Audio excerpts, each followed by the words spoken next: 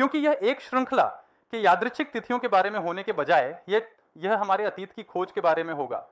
तो मुझे लगता है कि यह एक बिंदु है जो मैंने कुछ समय पहले 1 मिनट लेख में बनाया था, जहां मैंने मूल रूप से कहा था, आप जानते हैं, चलिए तथ्यों को जितना हम जानते हैं उतना ही रखते हैं, और चलिए अलग अलग राय होने दें, दक्षिणपंथी दृष्टिकोण भी होने दें, और आप लोगों से कहें हाँ ये उसकी राय है, वह उसकी राय है। तो वास्तव में हो क्या रहा है कि क्योंकि तथ्य सामने नहीं लाए जा रहे हैं, तो आज अगर मैं कहता हूं कि बाबर ने अपने बाबरनामा में यह कहा, तो उसे तथ्य के रूप में प्रस्तुत नहीं किया जाता।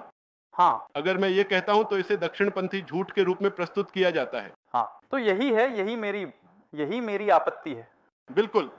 हाँ, माफ करें। ओह अभिनव, हाँ, आप खड़े हो जाएं और देखिए, भारत प्राचीन काल से ही रहा है। हाँ, विशेष रूप से जब हम सबाल्टर्न इतिहास की बात करते हैं, हाँ, इस इतिहास का कभी अध्ययन नहीं किया गया। हाँ, इसे अब तक मिथक निर्माण या कुछ और के रूप में खारिज कर दिया गया है। पिछले 10 वर्षों में हम देखते हैं कि बहुत से लोग इतिहास का अध्ययन वामपंथ से कर रहे हैं, लेकिन वे कह रहे हैं कि यह संस्कृतिकरण का प्रयास है। राजा सुहेलदेव का उदाहरण संस्कृतिकरण के प्रयास के रूप में खारिज किया जा रहा है, लेकिन साथ ही वे कहते हैं, वे जाकर किताब लिखते हैं, योद्धा संत शाहिद अमीन ने सैयद सलाउद्दीन पर योद्धा संत नामक एक किताब लिखी। तो आपको क्या लगता है कि हम भारत में मौखिक इतिहास को कैसे पढ़ सकते हैं? तो मुझे लगता है कि मौखिक इतिहास वास्तव में बहुत महत्वपूर्ण है।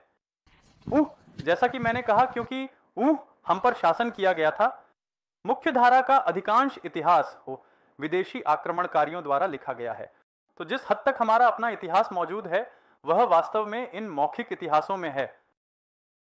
और वास्तव में यह राजा सुहेलदेव की कहानी, वास्तव में मुझे इसके बारे में ज्यादातर जानकारी आपसे मिली है, क्योंकि, और आपको इसके बारे में कैसे पता चला, क्योंकि ये पारसियों का मौखिक इतिहास है ना। तो मुझे लगता है कि इस लिखने के लिए एक बड़ा कारण है।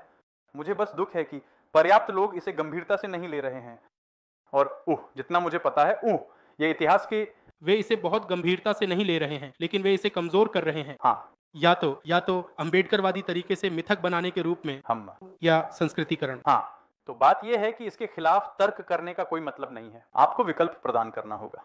आपको क्या लगता है कि ये सबसे पहले कहानी के तथ्यों को जितना बेहतर जाना जाता है उन्हें लिखें, और फिर अपनी व्याख्या को उसमें शामिल करने की कोशिश करें। वे अपनी तरह से या किसी अन्य व्याख्या के रूप में व्याख्या कर सकते हैं।